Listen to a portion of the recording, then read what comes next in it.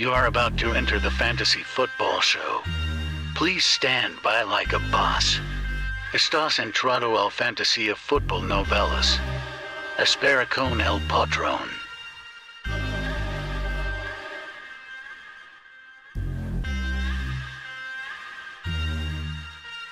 Smitty is live Monday through Friday, 7 p.m. Eastern.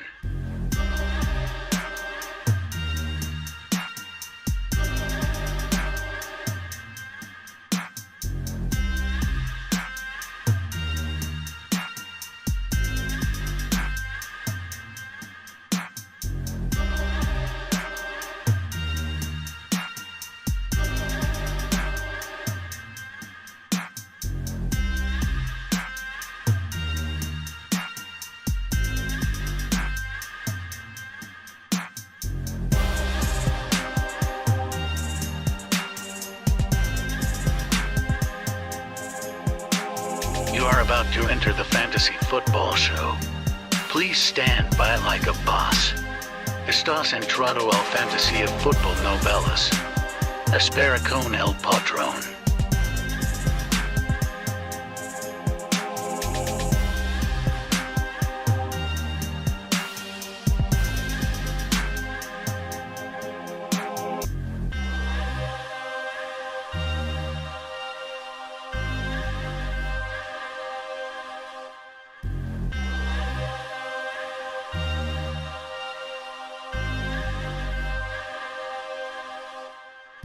You are about to enter the fantasy football show. Please stand by like a boss. Live from Smitty1.com studios, it's the Fantasy Football Show. Live! Monday through Friday, 7 p.m. Eastern. Take a lap. What is going on, everybody? I'm your man, Smitty. You are watching the Fantasy Football Show here on thefantasyfootballshow.com here on YouTube. We've got some Derek Carr news to talk about. We've got some Lamar Jackson news to speculate on. We've got all kinds of contract stuff we need to discuss. Deebo Samuel rumors today that maybe Deebo and the Niners could be working on a deal here soon. But is it just rumor? Is someone cooking this up? Where's it coming from? So many rumors spreading around right now during smoke season. It's unreal. But Derek Carr inks a new contract, and let me throw some of the details on screen. Now, this contract isn't exactly what it seems. A lot of people think, oh, Derek Carr is making, he's going to be making bank for 3 or 4 years. But the way this contract is, it's set up, it's a very, very weird contract. It's set up so that if, let's see here. Oh, this is something I want to talk about in a minute. Let me put that right here. Over in this corner here. I had a little bit of a Twitter spat with some people, and I wanted to drop that on here. Derek Carr's deal is a $121.5 million extension through 2025. However, it is definitely one of those deals that looks different than it is because it's set up so that he gets a little bump in pay. I believe he's getting $24.5 million in 2022, and he's getting like a $5 million raise roughly. Instead of like 19 something million, he's going to get about 24.5. And he's got a $40 million injury setup in here. So if he gets hurt, he's got $40 million protection. But this deal is set up so that the Raiders could technically walk away after 1 year. That's what's strange about it. So it's actually not what it seems on its face, but if he plays well and balls out, and I'm sure he's banking on himself, then it's going to pay him an additional, $100+ million. So this is back-to-back $100 million contracts that this man will get. He was on the final year of his deal, his first $100 million deal. Now they're extending this thing 3 years, $121 million through to 2025. So if he balls out, he's going to get paid well. He's going to get paid over $200 million, in the grand scheme of both the contracts back to back, piled up on top of each other. But this is a weird contract in that the Raiders could get out after 1 year. So know that. And what's weird about it, I came on yesterday and I said to everyone that Lamar Jackson had control of contracts going forward. Everything was kind of sitting in Lamar Jackson's hands, and Lamar, who doesn't have an agent, is literally just sitting back. And what's up, Croc? I could have you pop on. I'm on YouTube as well, Croc, right now. And if you want to ask a question, I've got Twitter Spaces open over here. If you want to ask a question, I can request up, and I'll let you jump up and talk. Or if you want to make a comment about anything about Debo, whether it's about Carr's contract. But I talked to yesterday about how if Lamar Jackson were to press the Ravens into giving him a massive, like $200 million guaranteed contract off the back of Deshaun Watson's, it would change contracts and the entire contract market till the end of time. But the next quarterback to sign could reset and dial back that expectation that a quarterback's going to have walking into his contract extension. And this may have done so, because not signing a 220 guaranteed contract, that next quarterback up, Derek Carr, who's considered around a top 5 quarterback, not in my mind, not in fantasy football minds, but he's considered around a 5 to 8 quarterback in the NFL right now, given all the weapons he has, given the offense he's in. He's a lot more well-liked and well thought of in the non-fantasy football world. A lot of people call him top 5 to 7. And in fantasy football, we all kind of think of him as like a 7, 8, 9, 10, and beyond. I don't even have Carr in my top 10 for fantasy football rankings for 2022. He's got a lot of weapons. He certainly could produce 8 to 12 type of quarterback numbers, but I'm not expecting Derek Carr to be a top 5, 6 quarterback in fantasy football or from an NFL perspective. Not to mention, it's going to be hard for even this team to make the playoffs. Let's be real, because obviously one of these AFC West teams, the Broncos, the Chiefs, or the Raiders, or one of these teams, the Chargers is the team I think is going to win the AFC West. One of these teams will lock in a playoff spot. The other 3 will fight for the 3 remaining wildcard spots, and it's very, very possible, given that these teams are all in the same division that I just mentioned, that they beat up on each other, that Carr and the Raiders might be the odd man out in terms of grabbing a playoff spot. So if Carr can't take them the distance in this 1 year, there's a possibility they move on from Carr. That's why they made the contract that way, if Carr can't deliver. So that's my take on the Carr situation. I think he'll probably, if he stays healthy, have a good enough year to where they're not wanting to part ways with him. What are they going to do? How are they going to upgrade Carr? You could make some monster trade, but not after you make a deal like this. So they're banking on Carr being for real. They put in a little out so that they can get out of this situation if Carr doesn't, for whatever, work out for whatever reason. Like if he can't ball out with this arsenal of weapons, then they have the option to move on. Probably not going to happen. There's also, like I said, a $40 million injury guarantee in this contract, which is it's just a weird contract that I think we don't even have the full details on the guaranteed money and everything coming in. If anybody sees that floating around out there, let me know.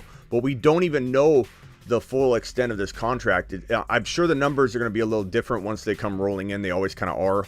We get a little sense of what the deal is, and then there's some kind of tweaks or different sides of the contract that we didn't hear in the initial release. Schefter, especially lately, has been releasing like contract details, and then they're not quite exactly what they end up being, because everybody wants to get this information out quick. They want to shove it out there quick, and some of the facts aren't ironed out yet or even known. What was I saying other than Derek Carr? So Derek Carr, now this may set back the quarterback market differently than Lamar Jackson would have wanted.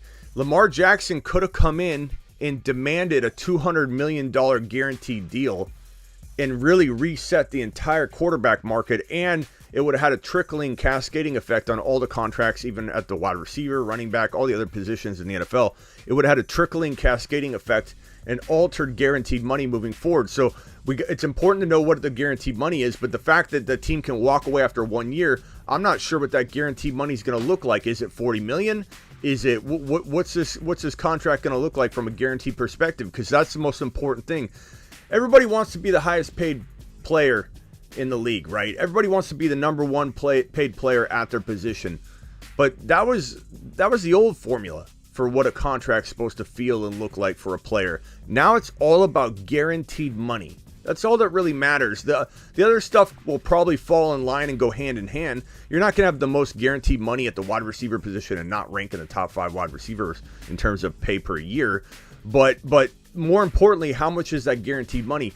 Lamar Jackson, who doesn't have an agent, who some say it's a smart move. He's gonna keep more of his money. It's not a smart move. It's not a smart move because if he had an agent right now, his agent would be at the table negotiating with the Ravens right now, who want to negotiate. The Ravens have said, we're waiting on Lamar. The most recent quote from yesterday was from Harbaugh saying, we're waiting on him. We're waiting on him. And when he shows up, we'll be ready. But he doesn't want to negotiate his contract right now, which is ridiculous coming off the back of the biggest quarterback contract we've ever seen and probably will see for a while, because I think Derek Carr's can potentially set this market back a little bit and almost reset it in the other direction versus pile on top of Deshaun Watson's contract and continue to see a hike every single time a quarterback signs. Then it's $240 million guaranteed, then $250 million guaranteed. The Browns overpaid. The Browns did something no one expected to do, which is why they swung back into the quarterback race for Deshaun Watson when the Browns were thought to be out. Deshaun Watson had a Falcons jersey curled up in a ball and shoved in the corner of a foosball table in the background of the photo where he had his 3 Browns jerseys all lined up nice and neat on his pool table. And in the background of that photo, I got to find this picture. You can actually see an Atlanta Falcons jersey crumbled up. Let me type this into YouTube or to Google and try to find this photo. Deshaun Watson, Falcons jersey crumbled up. Let's see how that does in a search real quick. I'm sure that'll pop it up right away. It's hilarious because here it is. This is a crazy photo. For those of you on Spaces, I'm pulling this up on YouTube, but you definitely, I'm glad you're here. And if you got a question, Croc, ask away if you've got something. Otherwise, appreciate you listening. So here's the photo. In the background. Now, when you zoom in, you can see it. This photo is a little bit of a bad one. In the background, the top right of this photo, in that little foosball table, there's a Falcons jersey crumbled up. You can see the Falcons logo. Let me see if I can get a clear image somewhere online here where we can find a zoomed in clear version of that. I can't find it and I don't want to slow the stream down. But if you find a clear version of it, it's a Falcons jersey. It's shoved into the corner there. He was going to be a Falcon. But the Browns came in and offered a ridiculously stupid contract, a ridiculously stupid total of $230 million guaranteed. Not saying 4 jerseys of the Browns. You're right. Not saying that he's guilty or innocent. I'm not here to talk about that today.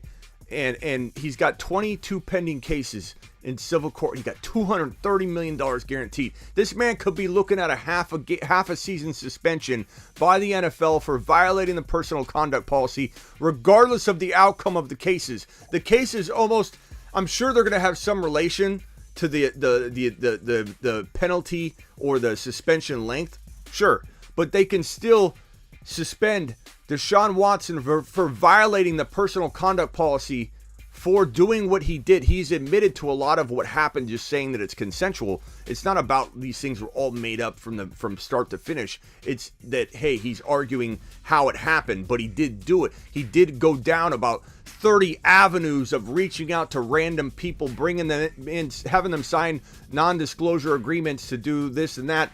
So this man is looking at 22 pending cases against him, and he gets $230 million guaranteed by the Browns. That probably upset 31 owners in the NFL, saying you're screwing up contract values for everybody. Now Lamar's going to expect that. Now Derek Carr is going to expect that. But no, Derek Carr doesn't sign a deal even remotely close to that. That's good news for the NFL in a way. I'm not saying I don't want players to get paid. I think it's awesome that anybody can go out there and do what these guys are doing, play a sport for a living and get $230 million guaranteed. But it definitely wouldn't have been great for the NFL to have this amount of guaranteed money getting thrown at every player from here until the end of time. Because then what happens 2 and 3 years down the road when you have multiple players locked up on this guaranteed money that aren't performing or get hurt and then how it affects you 3 or 4 years from now. If you've got one player with this kind of guaranteed money on the roster, you're not seeing any ramifications from it right now. This is just starting. This guaranteed money thing is a 2022 created monster. And so, like I was saying last night, everything was going to revolve around Lamar Jackson if Lamar Jackson stepped up and said, I want a deal done. But he doesn't want to do a deal right now. And everybody said, oh, if he waits until next year when the cap goes up, he's going to be smart. I disagree. This man runs over 155 times on the ground a season. Lamar Jackson struggled in 2020, was missing for an entire half of a season, came back and became Lamar of old in the second half of 2020. Then in 2021, he was injured. He had some ups and downs. The offense played bad at times. There was offensive line issues, granted. But this guy struggled for a big portion of the year last year, and he's going to walk into yet another year unprotected on a new contract, and he's going to run. If you take Lamar Jackson's 12 games, you take his rushing totals or rushing amounts, the times that he ran the football, divided by 12, remultiply that and extrapolate it over an entire 17-game season, this man would have run 180 plus times. 180 plus times. I would not advise, if I was Lamar's agent and he doesn't have one by design, if I was his agent, I'd say, Lamar, you're going to go out there and run the ball 180 times and not go in with a new contract off the back of a $230 million guaranteed deal as the most recent deal that was inked? Why on earth are you waiting? And if you wait, and everybody says if you wait, the cap goes up, that's good news. That's good news. The cap goes up, that's good news. No, it's not, because now look, if you reset the market back, if Derek Carr and then the next, let's say Kyler comes in and gets $100 million deal, 85 guaranteed, something crazy, like the Cardinals are not paying Kyler Murray $150 million guaranteed. They're not. So let's say they come in and say, we'll give him $100 million, $125 million, $100 million guaranteed. That's not even half of what Deshaun Watson got. Lamar had the control and he let it slip through his fingers. That's my take on this situation.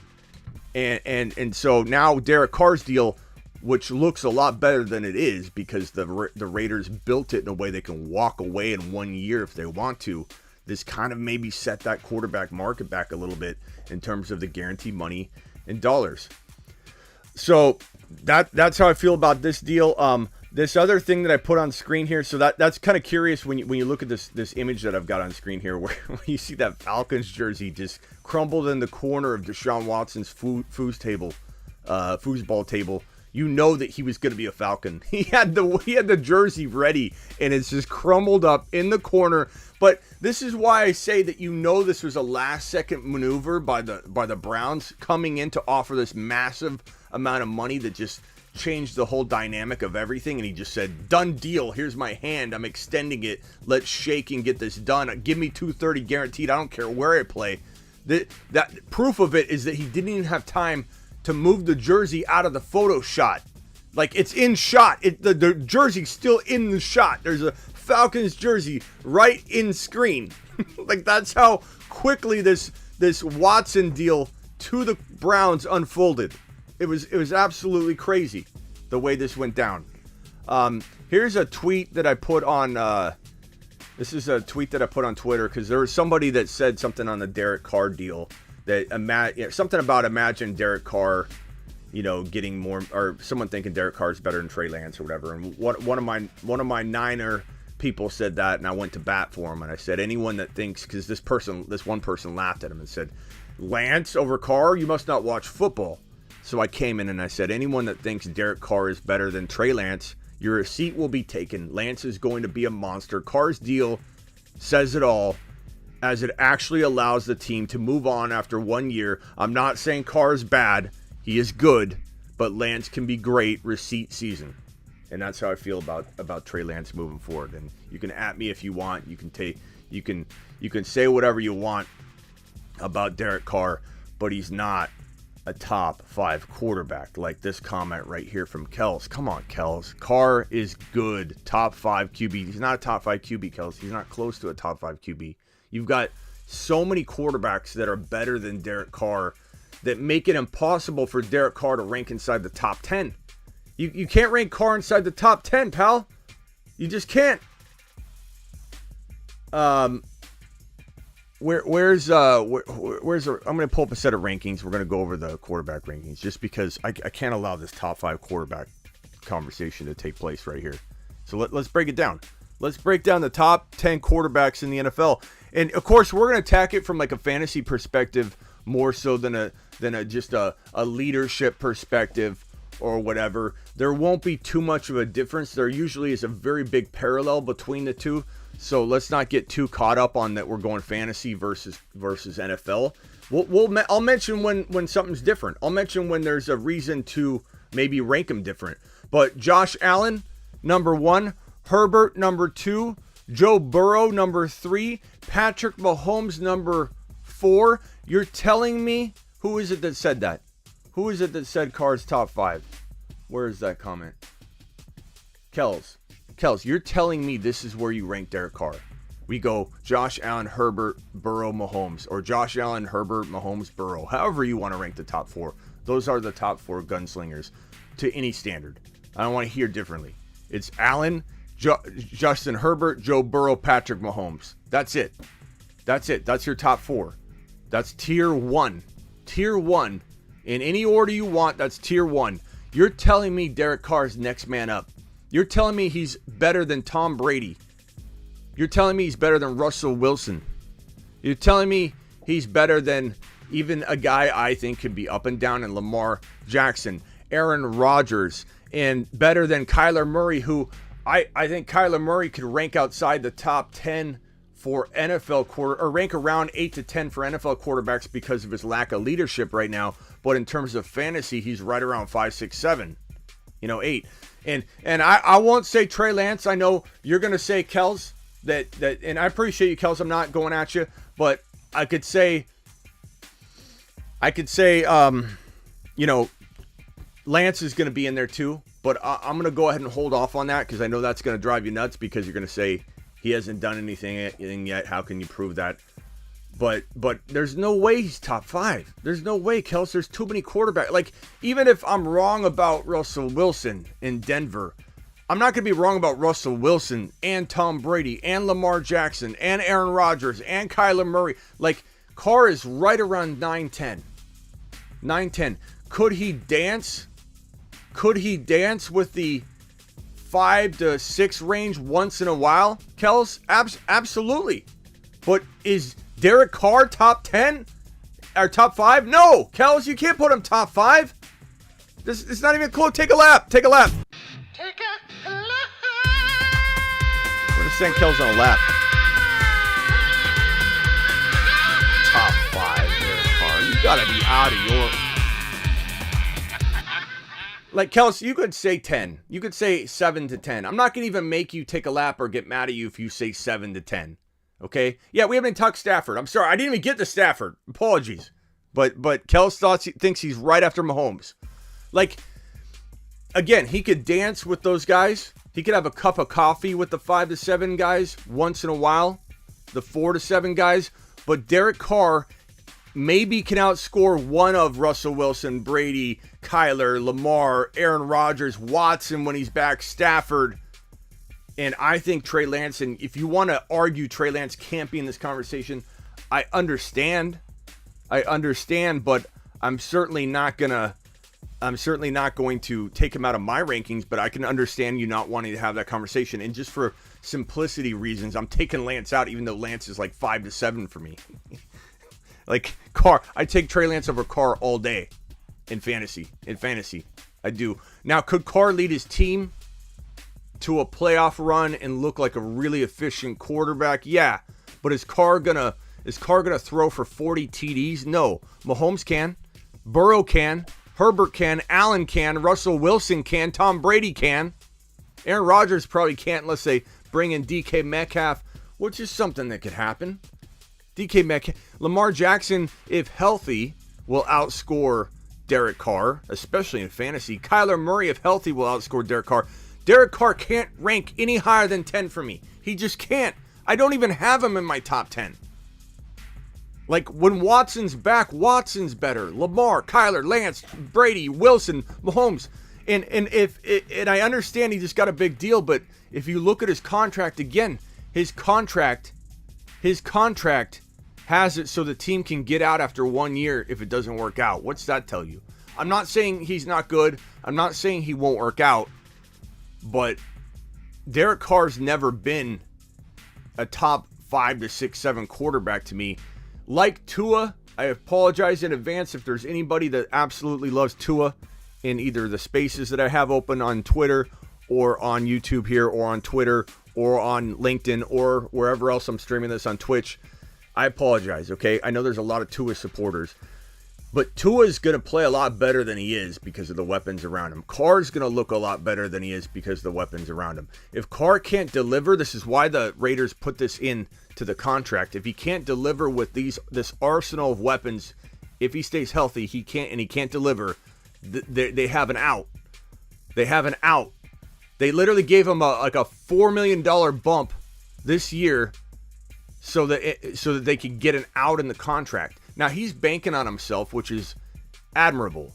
You know, like, I respect that. Carr says, I don't care. Give me another $100 million contract, which, in my opinion, he's way overpaid on the other $100 million deal because we haven't seen what everyone's expecting him to do now. And his contract back then was basically, I think, a deal at the expectation level everybody has now of Carr. He was paid like that on the previous contract. So he has one more year left on his first $100 million deal, and they come in and say, we'll give you $121 million, 3-year extension, basically giving him 2 back-to-back $100 million deals.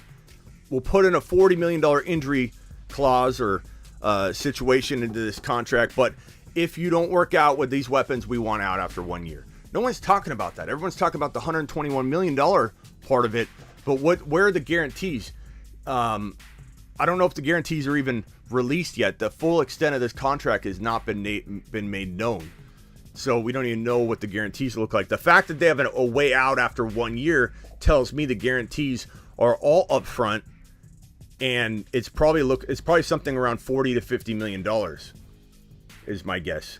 You know, the guaranteed part. He's going to, on top of that $24 million. So, you know, nothing over $100 million guaranteed, I don't think. It can't be. But we'll have to wait and see what the contract details are. Matt Ryan better than Carr, says King. I don't know. I wouldn't go that far, but it wouldn't also shock me. Like, I'm not sending you on a lap if you like Matt Ryan in his current new situation with Jonathan Taylor in that Colts offense, especially if they acquire a Lockett or a DK Metcalf or something like that. I'm not going to tell you to take a lap on that. I'm not telling you to take a lap on that. In all capital letters, Kels replies to me, Smitty, I hope you save this video because in the season, you're going to open an episode with an apology, LOL. First of all, Kels, you sound new to the channel because, of course, the video is saved. Every live stream I have just goes straight onto my YouTube channel. So, welcome. Pitch your tent. I'm glad you can take a little debate, and you seem like you got thick skin, so I appreciate you, Kels, number one. Number two, take another lap. Take a lap.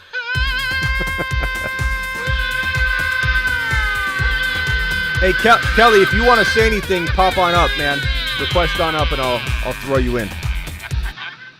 Thanks, Kels. Appreciate you. You're going to get in shape on this channel, taking all your laps. Michael from accounting, our CPA of the show right here. We call him Bob from accounting. Allen, Herbert, Burrow, Prescott, Lamar. Yeah, Prescott a little high, but that's all right. Jackson, Mahomes, Murray, Hurts, Carr, Rodgers, Wilson, then Trey Lance. Okay. I'm not mad. You know, again, Trey Lance is a bold call. You know, of course, that's something that a lot of people are going to disagree with. But you know what? Everyone thought the same thing about Mahomes. And you can act like you have a very clear memory of that. Like, oh, that's Mahomes. So different. Not different. Not different. If you were playing fantasy football and analyzing stuff back then, you know that 50% of the people were on Team Mahomes. 50% were like, why not just throw Alex Smith back out there? It was like the same thing as Jimmy G. Alex Smith and Jimmy G were like in the same situation, and Mahomes and Lance were. It was absolutely hilarious to me that everybody didn't give Mahomes the time of day. It was like, yeah, this kid could be good, but what if he's not? What if he's not? What if? Everyone's just, what if, Smitty? And on Twitter earlier, that guy that blasted me saying, oh, Smitty, you can't say that Trey Lance is better than Carr already. You can't say that. And I said, I can, and I did, and I will. And what do you think I do? You think I sit here and I wait for the obvious to happen and then come out and tell you? Like, this is a prediction show. If I was doing my job right, which I believe I am, I'm trying to tell you who the next breakout is. I'm not waiting around twiddling my thumbs and trying to notice what's happening and then tell you after the fact.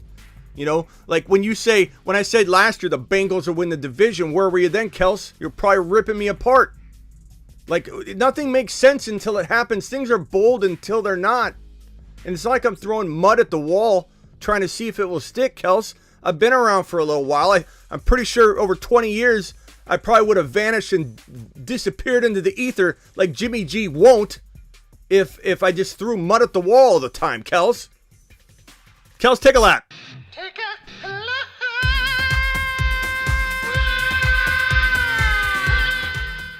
Okay, Kels has had enough exercise for the day. Let's go ahead and take a Twitter Spaces question. Jay, I'm going to throw you on YouTube, pal. Calls are streamed for quality assurance reasons. So, Jay, ask away. Fire away, pal.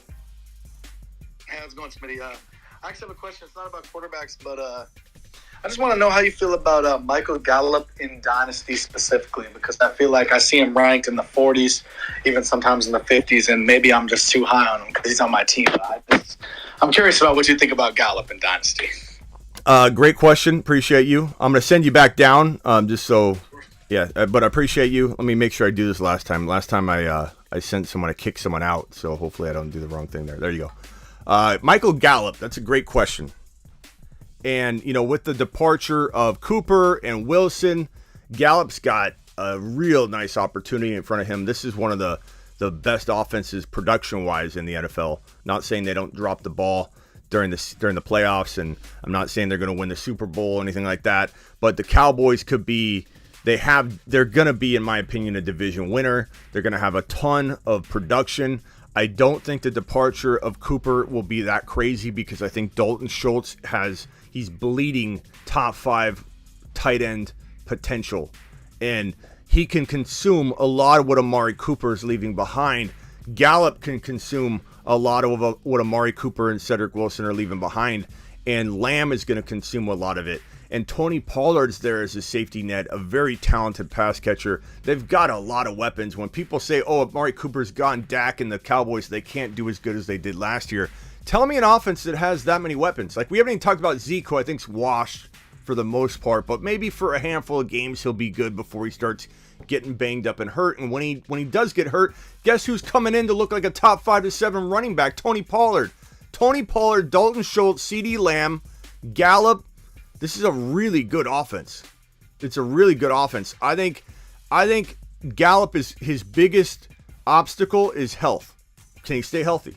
He's his own worst enemy. If he stays healthy, he's got so much talent. He hasn't really had the volume to enable, you know, that ceiling value that he's got. And I think if Gallup does stay healthy, he could easily be a 1,000-yard wide receiver. You know, and adding a game, that's not saying much anymore. We're going to have more 1,000-yard receivers than ever because of the added game. It's going to continue to grow in terms of number. But, I mean, Gallup could be a 6 to 7 touchdown guy, 8 touchdown guy, and 1,000, 1,100 yards very, very easily. It just comes down to being healthy. And I think that everyone thinks, oh, CeeDee Lamb's going to be focused on now. Gallup's, like, let's be honest, Gallup is as talented. I'm not saying he's reliable, but talent-wise, he's as talented as Amari Cooper in some ways. Like, I get a lot of people love Cooper, but if you've owned Cooper in fantasy, he's done nothing but impress you and then disappoint you. Impress you and disappoint you. Like, Amari Cooper's a good wide receiver, but Gallup is more inconsistent but has as much appeal and upside if he's on the field. If he's on the field. That's a big if. And I think the success of the Cowboys and CeeDee Lamb and Dak All will rely on whether the Cowboys use Lamb like Cooper Kupp. Cooper Kupp, there's a reason Cooper Kupp was a Triple Crown winner. There's a reason Cooper Kupp couldn't be contained even when you knew he was coming. It's because he played in the slot a whole bunch. You move him all around the field, he can't be double teamed all game long. And CeeDee Lamb is lethal. Just an absolute unstoppable monster in the slot. And the stats back it up. If CeeDee Lamb, and I believe he will be, is used in the slot a ton in 2022, moved around all over the field, catching footballs all over, then he's going to be hard to contain and focus on. Dalton Schultz is going to be absolutely phenomenal. I think, like I said, Tony Pollard's got that top 5 to 10 running back upside. Dak could have a good year. He's also one year removed from that awful ankle injury, so I think he'll play better. He'll play more healthy. I really am excited about the Cowboys' offense from a fantasy perspective. If anybody else in Twitter Spaces wants to jump up and ask a question, definitely do so. Aaron says A.J. Dillon too. Yeah, Dillon and Pollard are those. They're not even super handcuffs anymore. They've been my super handcuffs for 2 or 3 years. A phrase I've coined in the fantasy industry for a player that can win you a league. Or that's not just super handcuffs. They're secret weapon sleeping giants. You know, like you could draft Tony Pollard even last year all by himself. Alexander Madison, A.J. Dillon, but only Madison of the 3 is still in super handcuff category. Now Dillon's in standalone, similar to like Kareem Hunt last year. You're not drafting Chubb and Hunt together. You can't cuff Hunt to Chubb. Hunt's got too high of an ADP. This year Hunt might fall down to potentially being cuffable. But Dillon has climbed into a value that's like 1 round or so below Aaron Jones. You're not going to probably own both of them. Tony Pollard is definitely going later than he should right now. You can almost cuff him to Zeke. But by August, Tony Pollard might be ahead of Zeke Elliott in ADP. There are a lot of old school, like I'm going to stick to the big name guys in mock drafts right now that are kind of affecting Zeke Elliott's ADP in a way that I think isn't true to what it really is if you walk into a draft today with your buddies. I don't think anybody's drafting Zeke Elliott in the 3rd or 4th round. We'll see somebody grab him in like the end of round 2 or in round 3, Zeke Elliott in a mock draft right now. If we go on YouTube and right here on YouTube, we do a mock draft right now. We're not doing a mock draft. I didn't say we were doing a mock draft, so don't start begging for one. You guys want a mock draft all the time. I'm saying if we did one, he'd go anywhere between 3 and 5. And I think the realistic expectation for me is like round 5 value. Round 6 value even. I'd just rather avoid Zeke Elliott altogether and just draft Pollard later, and that's it. I don't want to own both of them. There's no sense in cuffing someone to Zeke. Why not just own Pollard? You know? But Dillon and Pollard are win a league players in fantasy because if you grab them at their later ADP, that's still going to climb, right? But they could be high-end running back 2s very easily. Like Dillon right now, I would start as a very cheap, like if I go wide receiver, quarterback, and then I grab 2 late running backs and I'm going very, very like crazy risk, heavy risk at my running back position, Dillon could be one of those guys, and I'd be fine with it if I'm totally stacked at the other positions. So that's the way that I look at Dillon and those guys. By the way, first in the building, hit the thumbs up button, smash it, pulverize it. For the 50 to 70 of you in here on YouTube, punch it. If you're on Twitter, you know, consider opening up your YouTube app and hit the thumbs up. If not, we'll see you on YouTube the next time. But punch the thumbs up. First in the building today was Michael, then Kenny. All right. What about Dallas O-line, says Cliff. I'm not too worried, bro. I'm not too worried. Just like I'm not worried about, and first of all, you get the draft upcoming. I'm not worried about the Bengals, who are already improving it. The Steelers have already made some improvements. It's going to get better. I'm not worried about Dallas. Dallas is more about Dak and CeeDee Lamb being on the same page. Dak still had a good year, but he had one of those years where like you're watching him miscue with CeeDee Lamb constantly. Like if you were a Lamb owner and you watched every game, you weren't just looking at the game logs and being disappointed and saying, "Oh, I'm not going to draft Lamb again next year." If you were actually looking at the game log, you would see or if you're actually watching the games, you would see Lamb literally throw his arms up multiple times and say, this is, what's going on, Dak? Like, why are you throwing that ball over my head? Why are you throwing over here? Like, I swear most of it was Dak's fault. I swear. Smitty, need to keep one, Javonte and lose a 5th, or Watson and lose a 9th. Don't worry about Watson. Watson's going to be out potentially half of a season, bro. Javonte and lose a 5th, that's a steal. Like, this isn't even close. Randy, I'm excited for you because you put yourself in that position to have Javonte, but you can't even consider keeping Watson. First of all, you could draft a near equivalent to Watson in round 8 or 9 anyway. So keeping Watson at 9 isn't that crazy. You're already keeping Mahomes. Oh, Superflex. Okay, Superflex. Still, if you're talking about this year, Watson's out maybe half of a season. It's still not close for me. If maybe Watson was playing a full year, it would be one thing, but I'd still keep Javonte. I would still keep Javonte. But Watson could be out half of a season. Sorry, I didn't realize that was a super flex question. I should have known because that didn't make much sense. If anybody has any questions, let me know. I'll throw you up on here from spaces if you want to ask a question. Next question from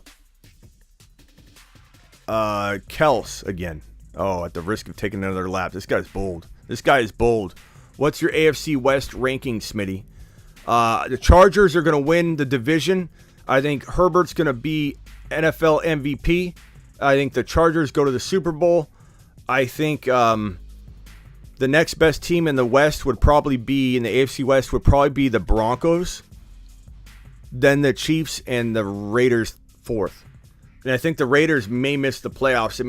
This may be a year where we see the most double-digit win teams missing the playoffs in the AFC. It's going to be absolutely crazy.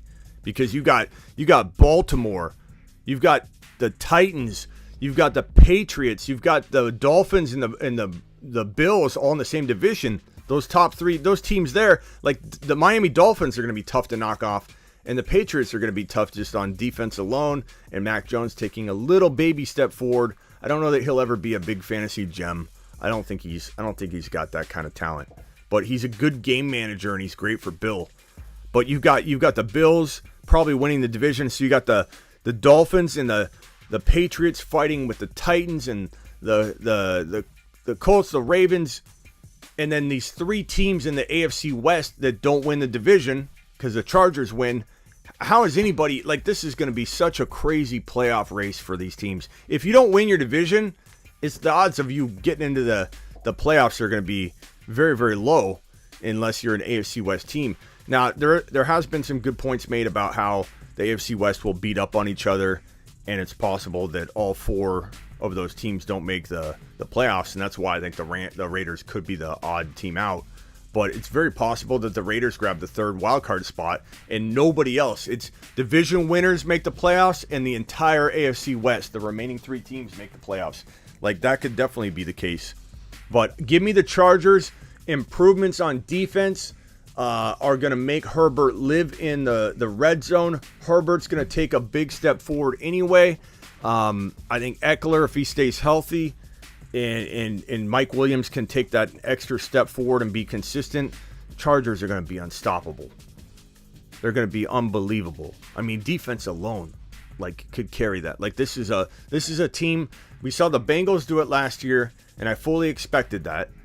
And I think this year it's the Chargers. Like, the Chargers are going to be that team that they're good. A lot of people like them.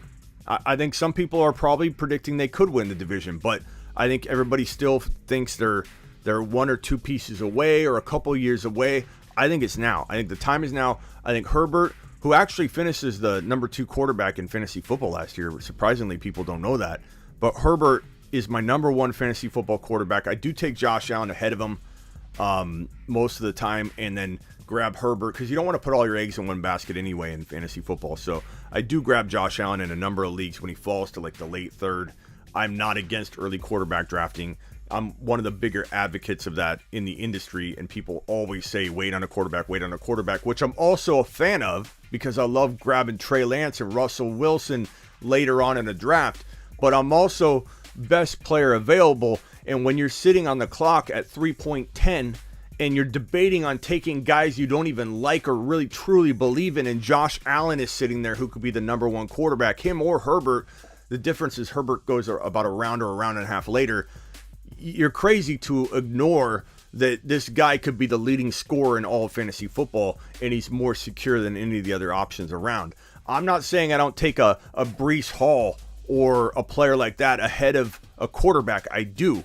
But when all those guys are off the board and I'm sitting there contemplating between players I really don't believe in and Josh Allen, I'll take Josh Allen. I'm not sure where I was even going with that. But anyway. Next question up is from, let's see here. The Chargers need to draft a running back. They have no real good backups. They probably will, Axon. You know what would be a good move for them, but not a move I would like. Actually, I shouldn't say I don't like it, because Eckler has a little bit of an injury risk, right? A little bit. Rachaad White. Rachaad White, in my opinion, has the makings of Alvin Kamara. He's taller. He's just as capable in the PPR game. Maybe he doesn't run for 1,400 yards, but that's not the kind of back he is. He is an Alvin Kamara running back. He is a guy that can run for 800, 900 yards, catch 800, 900 yards, pull in massive reception totals and PPR stats. He could be a 900 and 900 player. I absolutely love Rachaad White. And he's a guy that could fall, because a lot of, I think, teams don't see him as a full-time running back, which is a grave mistake. Same thing a lot of teams said about Alvin Kamara. But this guy's bigger than Alvin Kamara. And if you don't agree with what I'm saying, or you don't really know much about him, I urge you to pull up YouTube footage on Rachaad White after the show, type it in, watch, and I guarantee you're going to DM me or leave a comment on the YouTube video here saying, I didn't realize Rachaad White was so unbelievably gifted in terms of evading tackles, and also in terms of pulling in footballs and being a PPR monster. Like he catches the football and he's slippery. No one can tackle him. He gets 4 or 5 yards, pulls off a spin move, gets 3 or 4 more yards. People are trying to get their hands on him. He slips through. The best way to describe Rachaad White on film is he's like slippery. You just can't even, there's no bringing him down even remotely close to the first or second attempt.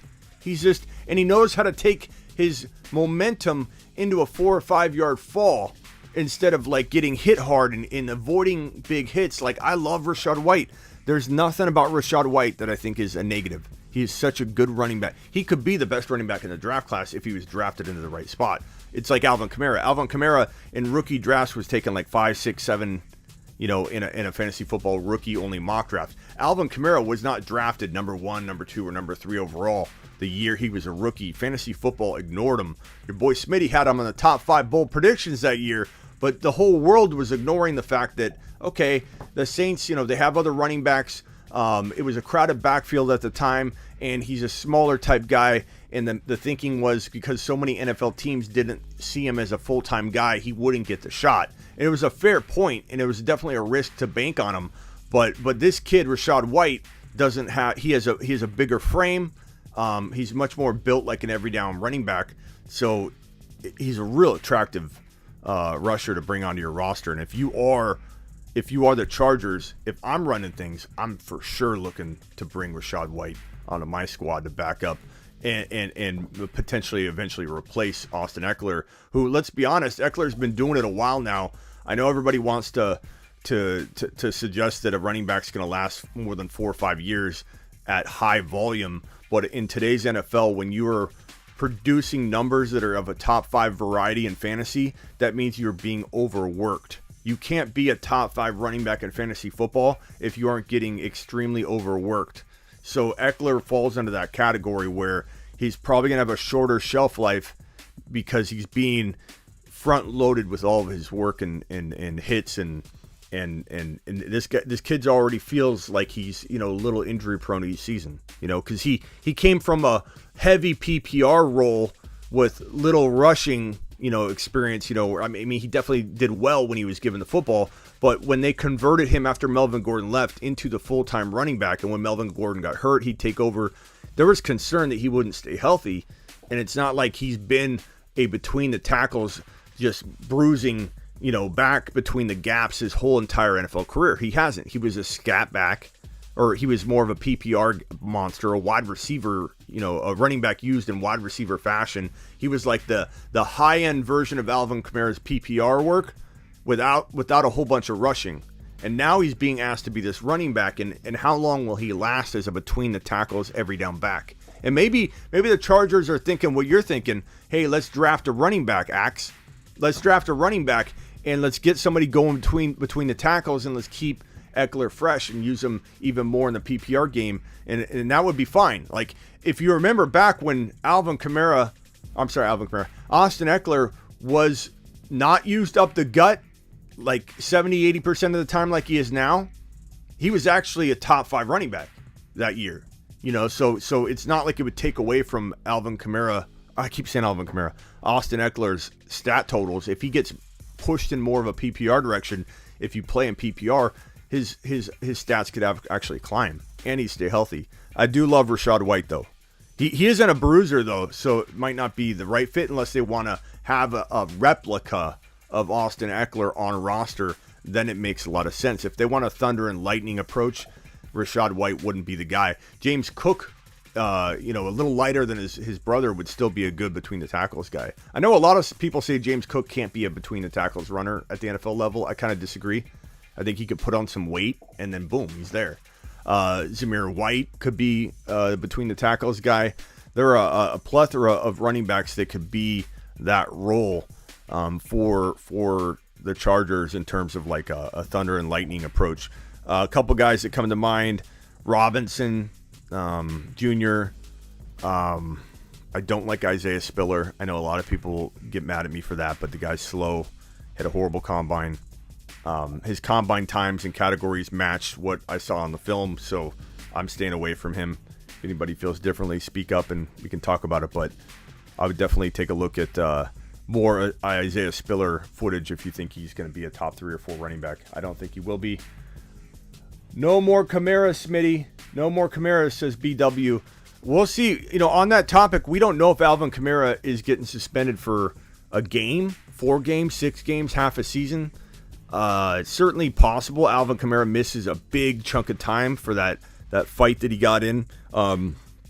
This isn't a he said situation, like in the Dalvin Cook situation, whereas he said, she said, no footage, one testimony against the other, or one accusation against the other. That kind of went away for now. I think that still could come up later, just so you know. That's one reason why I'm a little wary of Dalvin Cook this year. The shoulder is the other reason. But this Kamara situation is clear cut.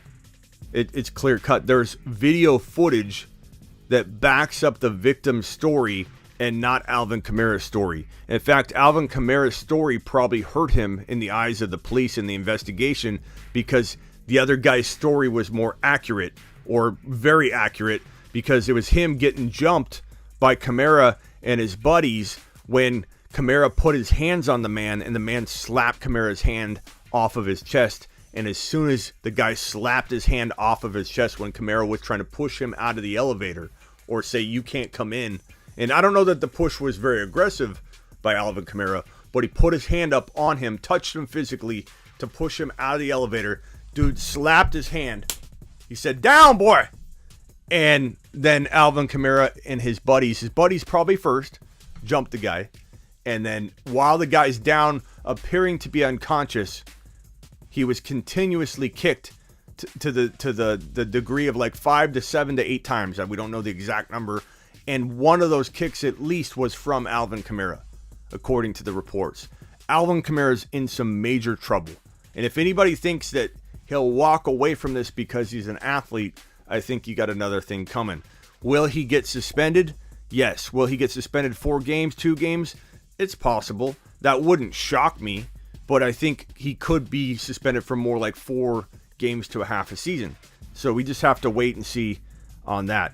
Vinny Boy wants to jump up from spaces. Vinny, Calls are streamed live for quality assurance purposes, Vinny. What do you got? Hi, I just told me the Alvin Kamara thing. I don't really know about it, but what I'm thinking is, like, with Deshaun Watson, right, it took the point where you'd heard nothing about it, well, I had nothing about it, until eventually he decided to want to get traded for the Texans. Then it all came out, right? So they seem to protect players, in their franchise, right, until they piss them off, right? So from Alvin Kamara's perspective, he'll probably get protected. They seem to protect all these players, no matter what they do, until they piss off the franchise. What do you think about that? You know what I mean? Good question. I'd say no, I don't think he'll be protected. I mean, Watson wasn't protected in Houston. Houston sat him. Houston put him on the bench for an entire year without any kind of league-mandated suspension. So that was only after he asked for a transfer, but he asked for a trade, and basically after that they just went to town on him. Yeah, but that's speculation as to what triggered it. That there was a lot of negativity between ownership and Watson even before that point. They didn't want him on the roster. Like they wanted to. They didn't want to necessarily trade him, but there's a lot of people that think the owner just wanted to ruin him because he put him on the bench, refused to trade him at that point, and then obviously they traded him now. But I don't think they were out to protect him at all. I don't think the Texans were out to protect him at all. I think if anything, there's people that speculate that maybe some of this stuff came from certain people within, and it just got out of hand. There's all kinds of speculation on this, but I think that the Saints can't protect Alvin Kamara if the league says you're suspended. So there's no way the Saints could even protect him. I mean, it's a good question, and I understand where you're coming from. And is there an inclination for teams to try and defend a player or try and protect their interest and get their player out there so they can win games? Yeah, but I think there's also the fact that the league's going to be the one that steps in, not the team. The team could step in and do something too, but it sounds like they're not. They would have already done something. So basically, it's on the league at this point. The team's obviously sitting back. To your point, that the team is decided to wait for the NFL. Plus, there's also an investigation. Don't forget, he got arrested, Vinny. He got arrested. So that alone, the league will hand down punishment for, because of the personal conduct policy and all that. He was actually arrested. It's not like he said, she said, or he said thing. This was like literally the man's been arrested, and yeah, we're waiting to see what happens with it. There's potential jail time. It's not that I think he'll serve it, but now, you know what I mean? It's in the open, right? Which obviously I don't know this story, right? But if it's come out in the open about Alvin Kamara doing something, right? The whole point is now it's gone past the team's protection.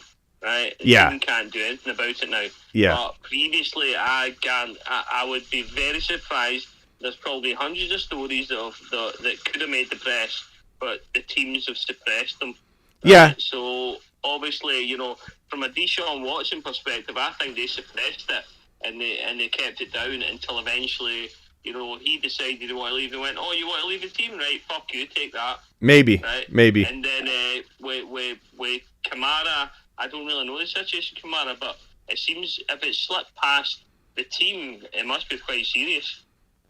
Yeah, we'll find out. It's definitely more is coming down the way. Just be patient with it. It's coming out. But people are unsure where to draft him in fantasy, and for good reason. Hey, Vinny, I appreciate the question, man. Thanks, mate. Thanks. I got another question here from Kelly. Kelly, calls are live stream for quality assurance purposes. How can I help you?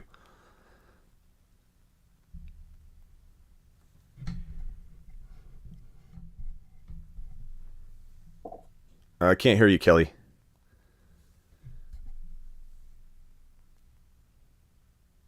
I think you might be on mute.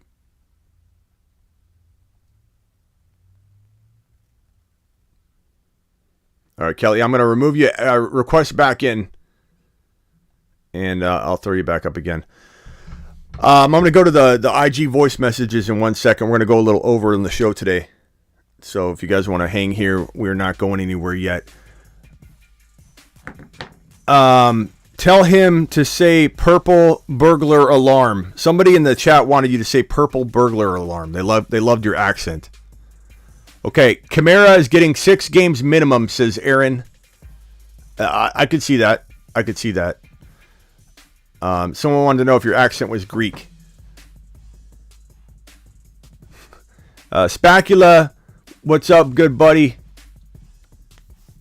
No, we're not mock drafting right now, Terry. Kelly, I'm going to invite you one more time. See if you're... sometimes Twitter's acting up.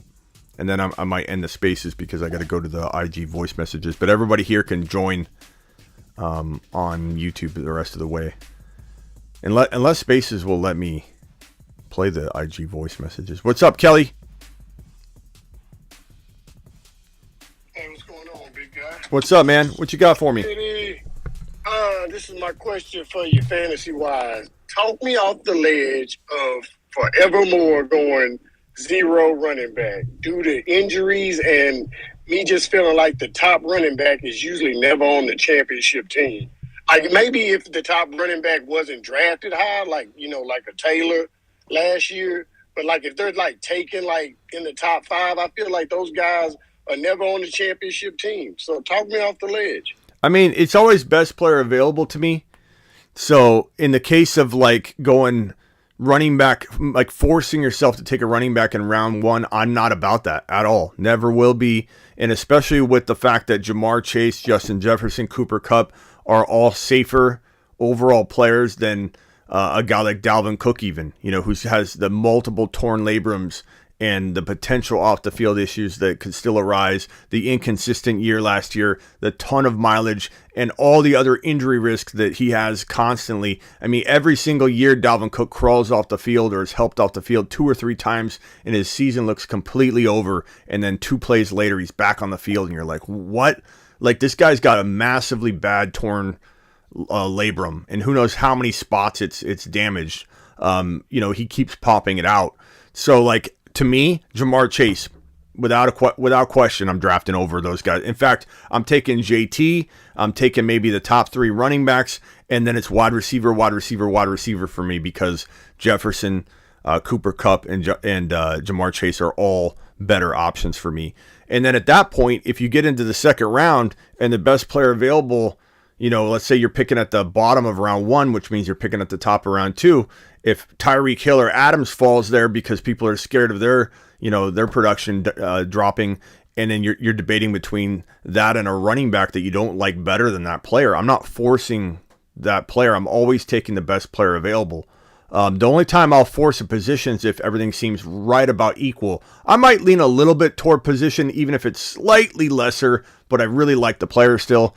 But it all comes down to best player available. Especially if you have an opportunity to draft Javonte Williams or to draft Jonathan Taylor or Najee Harris. I'm not scared about going running back at all, but I'm also not forcing myself to go, I'll go 0 wide receiver. I'll go 0 running back. It really just depends on your draft slot and depends on the best player available. Well, that makes sense. Like I say, just looking at an overall season, you might not like your running backs when the year starts going kind of 0 RB or staying away from a running back high, but eventually it kind of all washes out anyway. Once, look at Carr last year with, Arizona. Like, nobody was looking at him. Taylor, like, people liked him, but they didn't think he was going to put up, the numbers he ended up putting up. So it's kind of like, those top guys, McCaffrey got hurt.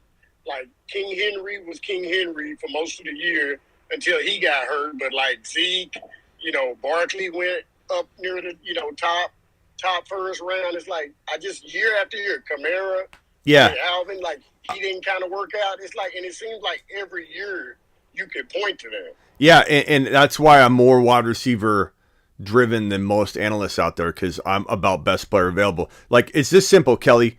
I'm best player available. That's how I draft. Like, when someone says, do you recommend going wide receiver? Well, does that fall under best player available for you when you're on the clock? Because if it does, then I'm all about it. And one thing people confuse, Kelly, when I say best player available, they don't necessarily understand what I'm saying. They think I'm saying pick the top ranked player available. That is not what I'm saying.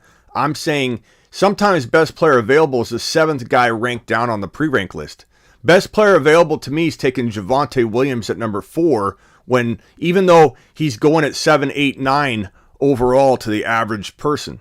Like, best player available is asking yourself, based on the team makeup that you have at that moment. So if you're in round 1, you don't have a team makeup. But if you're around 3, you do. So based on that moment, who's on your roster? You know, if you already have a quarterback, obviously you can't take a quarterback because he's the best player available.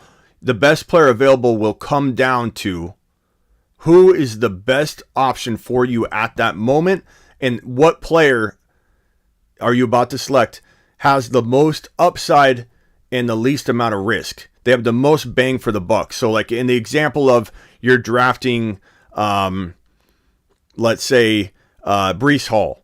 Breece Hall right now in mock drafts is going right around 3.1 to 3.7, which is ridiculously low. He has the ability to be number 5 overall for all running backs in 2022, even as a rookie. And his floor is probably 10. He's a top 5 to 10 overall running back in my mind, which if you throw in 2 or 3 wide receivers into a typical mock draft, that puts him at a floor of 13 or 14 overall if he disappoints you. But if he impresses you, he's a top 5 overall pick, top 7 overall pick as a rookie. That is the best player available to me, anywhere from pick like 18 on. So if I'm at pick 20, I'm not going to get cute and wait and let somebody else also get cute and draft him in between my pick 18 and my 3rd round pick. I'll just take him at 18. That's an example of me reaching on a player, but I'm taking the best player available at every single pick.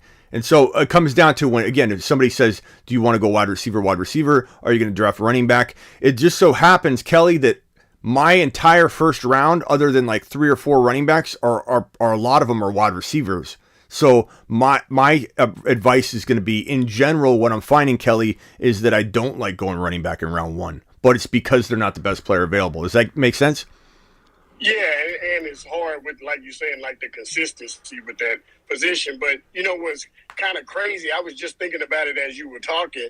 I think we fall into the same trap the NFL does, that, like, it's the judgment. Like, if you go after a guy who's ADP is around that position, then, you know, your friends and your other fantasy league mates aren't going to clown you. But if you, like, kind of go off the beaten path, it's kind of like you get chastised, and it's the same way in the real NFL. Yeah. Like, you know, if you go for a guy that everybody sees as a first-round guy, right, even if he busts, nobody clowns you. That's what what. You go after, you know, Penny in the first round, and he doesn't work out, it's like you're an idiot. Yeah, the most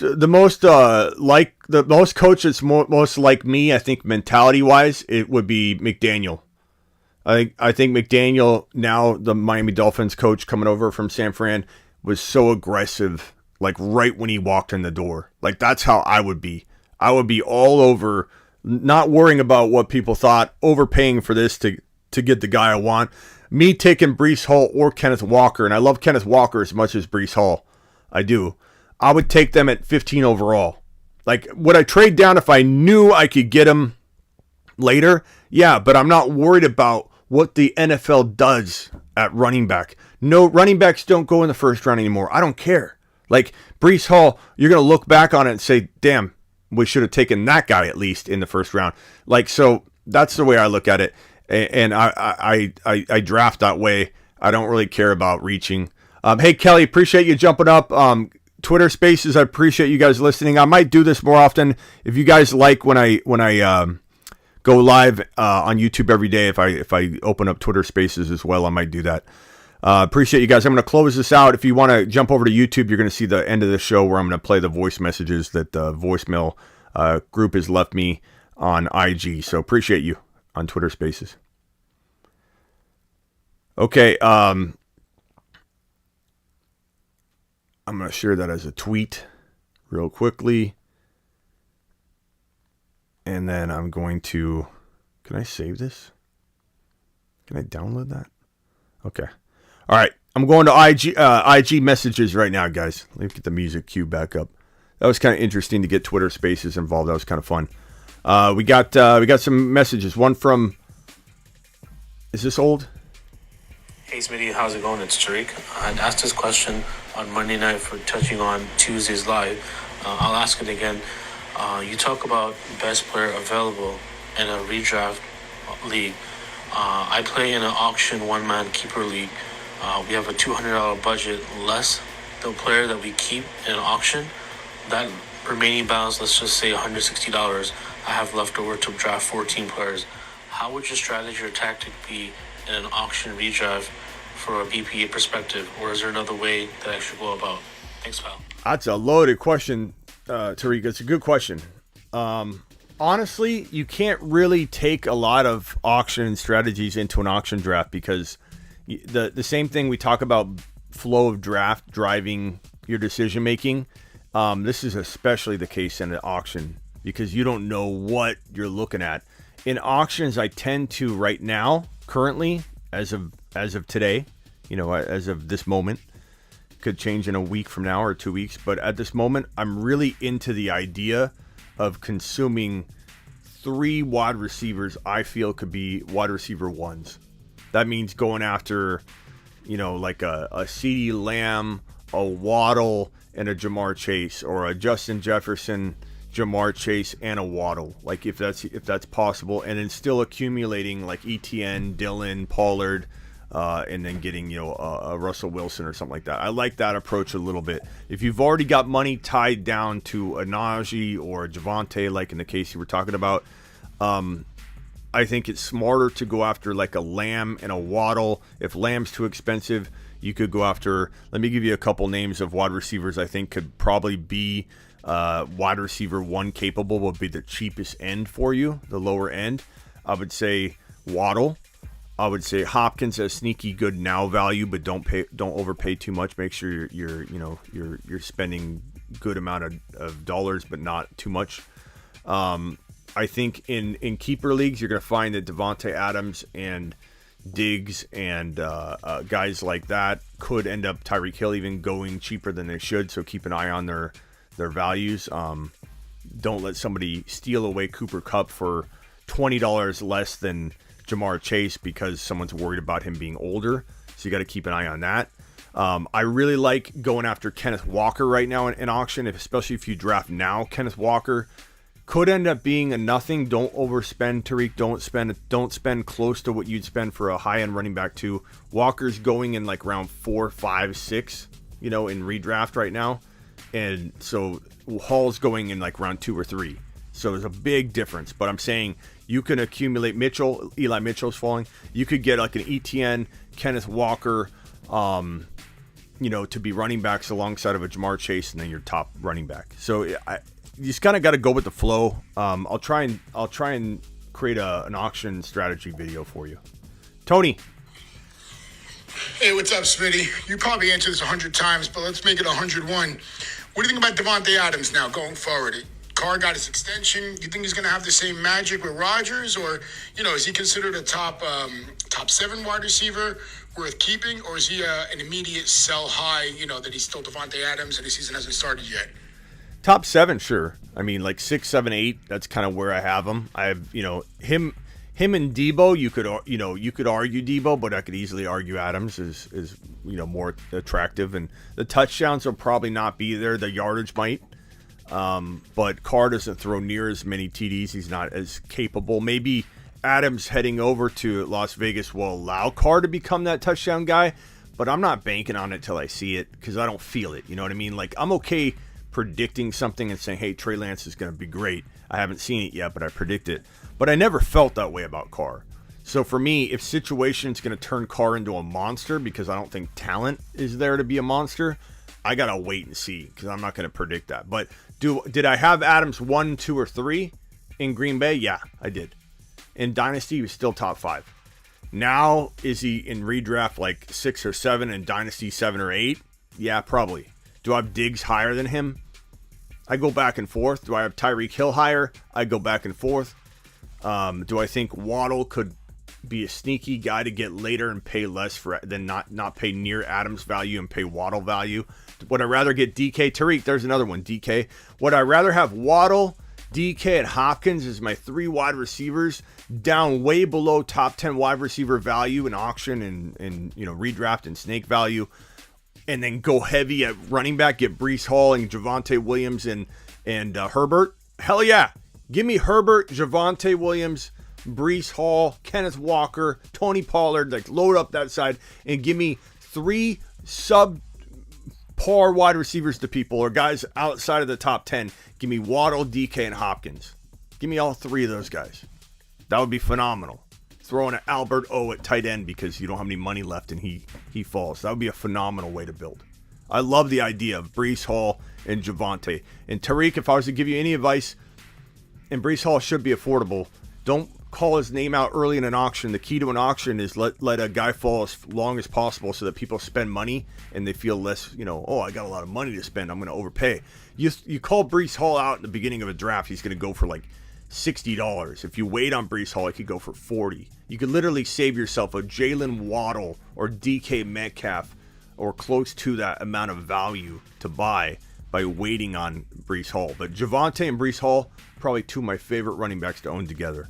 Danny. Hey, Schmitty. It's your boy Daniel. Hope you're having a good Wednesday, man. I'm about to trade Travis Kelce in Dynasty.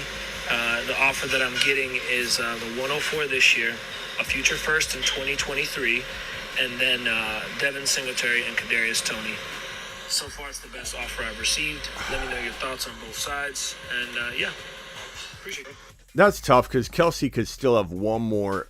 He could have 2, but like one more elite year left. I do believe he's running the risk of getting hurt by being the top dog in KC, but they could trade for a DK. They could trade for a Lockett and lessen that load a little bit and give Kelce back his independence because right now this dude's going to be focused on and double team, taking harder hits, getting thrown more hospital passes as Mahomes is like trying to find him and just force feed him. So Kelce could run the risk of getting hurt, but you could still have one elite year and then a second elite year with missed games or something like that. My fear is you'll hold on to him and not get enough, but I also don't know that I love the 1.4, and it depends on where the 2023 first rounder is. It depends on if you're competing right now. If you can't win, it's a pretty good move, but I personally don't love the 1.4 now. I could love it on draft day. I always love I love the 1.1. Always want it. Always want the 1.1. I want control of my destiny. But Walker could fall to 1.4. And if you told me, Smitty, I got a future first in Walker, and you're drafting early and you don't know landing spots yet and you get Walker, then I love it. So it kind of depends on who falls to that 1.4. I'd rather it be a higher pick. I definitely, while this offer is on the table, offer it out to everybody and kind of scare that owner into giving you a little more because they're afraid now you're opening the door to more trades. It's a great way. Sometimes it makes people pull their offer, though. They get offended. So be careful on that, I guess. But overall, it's not horrible. But do I want more for you? I do. And I don't know where that 2023 first is. If it's late, I don't like the deal. Smitty, I got an NFL draft weekend question. With it being the whole weekend, how do you do it on the show? Do you do it like a show every day when it starts, and then at the end of the day, you do another show? How does the show normally work during the draft? This is my first year actually paying attention to the draft, because last year I had you always keeping an eye on the draft for us. Yeah. I was just wondering, but... Good question. Appreciate you, Terry. I don't know exactly how I'm going to do it yet. I think I might be live on Instagram during the draft for a big part of the first round, and then go live during day 2 on YouTube. I'm not sure. I'm definitely going live before the NFL draft. I'm definitely going live after the NFL draft. And if I do that, doesn't mean I'm not going to be live during the NFL draft. I'll definitely probably chime in on YouTube here and there. I may be live during the first round on YouTube. I'm not quite sure. I'll definitely be on either Instagram or YouTube during the entire first round. Like, I will definitely be live during the entire first round. It's just a matter, am I on Instagram or YouTube? We'll have to see. It depends, because if we're doing NFL draft stuff on Instagram, we're probably going to be showing the TV and and I can't do that stuff on YouTube, so that's why I'm not doing both at the same time. But you can bet that no one's going to have better coverage or reaction coverage. Pre-draft coverage, for sure. Like every day I'm live anyway, but emergency live stream. So if there's like a draft day trade. So give you an example, Terry. I imagine there being a lot of trades and activity. So when that happens, boom, I go live. And then I'm going live on my 7 p.m. Eastern show. So the draft's on Thursday, I believe. So Monday through Tuesday, Wednesday, Thursday, I'll be live at 7 p.m. Eastern, locked and loaded. I'll be live at any emergency type live stream. And I'll be live after the draft, after, going over all the impact players that got drafted in round 1, probably all evening, until past midnight. So it'll be a crazy draft week. Let's see here. I think this message is left here. Hey, Smitty, I see David Carr gets the bag. Holy cow. And Alvin Kamara. Maybe he gets jail. Oh, what a big mistake it was to beat up a poor fan. Damn, man. Thanks, pal. The voice, the mystery voice. So thank you for all the voice messages, guys. Appreciate you. I think we got one message here from Justin. I have Kamara and Jamar Chase in a keeper league, and I was wondering who I should keep. We draft. Well, He got interrupted, he said. So I'm going to record this and talk to you on YouTube. So we're live on YouTube as well. I'm not going to make you take a lap in front of everybody. Jamar Chase, man. He's a top 4 or 5 overall player. Kamara is not even in my top 12. He's barely in round 2 in a dynasty league or any kind of major keeper league because he's probably going to miss some time, this year. He's going to get suspended. But I like Kamara a little bit still, but not anywhere near top 5 overall value. He's just not that guy anymore with the suspension looming. And even if, let's say, he didn't get suspended this year, this might be his last year when you're ranking him in the top 5. He's had a lot of mileage. I expect him to kind of tail off at some point. I'd rather sell early than late. I would try and trade him. So keep Jamar Chase and try and trade his rights away for someone else to keep him who doesn't really think much about. Like we do mock drafts and Kamara goes in the top 8 and then somebody goes, "Oh, I forgot about his off the field situation." So go ahead and try and trade him. Let's see what you're saying in the chat here, ladies and gentlemen. Sacktown, appreciate you being here. Aaron says, Smitty, I just drafted Devontae Adams, CeeDee Lamb, Hopkins, and Waddle, and Dillon, and Pollard. Nice job. I like that a lot. Aaron, this is 8-man league. Did someone say mock draft? No, Johnny. We're not mock drafting. Maybe tonight. Chiefs will be 4th in the division, says Whale. Wouldn't surprise me. None of those 20-something millionaires should be above the law. Alley-oop says, you heard it here. Lamb will be wide receiver 1. You heard it here, Alley-oop. Trying to come in and steal my CeeDee Lamb thunder. If not, Breece ends up in AZ, Smitty. I love Breece Hall in Arizona. I think Kenneth Walker or Breece Hall in Arizona would be phenomenal. We should have drafted Najee Harris. I think the most overlooked place and location for Breece Hall and Kenneth Walker would be in Cincinnati because Mixon's going to get that one. He's going to have like one good year left before I think he starts breaking down because he's been abused. It's not his fault. He's been abused. He's been absolutely abused and run into the ground. And I think that if you're the Bengals, you want to have Breece Hall or Kenneth Walker on roster so that when that happens, you've got a top 5 running back ready to go and totally seasoned. I've taken Kamara every year since I started fantasy. If I can take Kamara in the 2nd or 3rd round, 8-team redraft, non-PPR, should you do it? It depends on who's on the board when you're drafting them. To be honest with you, like if you're still talking about Tyreek Hills and guys of that level in an 8-team league, then no. Kamara's like a 3rd rounder. And even then, you don't even know what you're getting. Like, it seems like a great deal because he's a big name and you're on the hope that he doesn't get suspended. And that could win a league. And honestly, in 1 or 2 leagues, I don't blame you for trying and taking him maybe a little bit higher than I'm comfortable with. So, you want to take him in round 2, do it. But do it in 1 league. Don't do it in 3 or 4 leagues because You know, it could win you a league, but it could also destroy a league. You know, and who's to say the guy you're taking in place of where you want to gamble on Kamara can't outscore Kamara anyway? Like Breece Hall. Like if you're passing on Breece Hall in round 2 for Kamara, I'm going to tell you to take a major lap. Take a major lap. Just a big fat lap.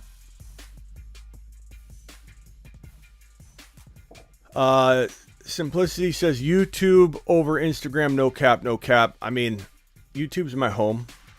Yeah, I love Instagram for what it is. I have a good time on there. I have a different, like, you know, I don't want to say different personality there, but I have a different kind of persona. You know, it's like you're following my story, my day. Like on my stories, I tell you what I'm up to, what I'm doing, what I'm eating.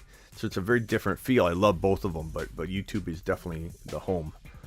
All right, guys, appreciate every one of you. As always, I'll be live if there's any breaking news whatsoever. You know your boy Smitty jumps live. I didn't go live right when the Derek Carr news broke. I was going to. The reason I didn't go live when Derek Carr news broke is because I was still waiting on some of the details on the contract because they didn't release that. And I thought, okay, I'm just going to wait on this one.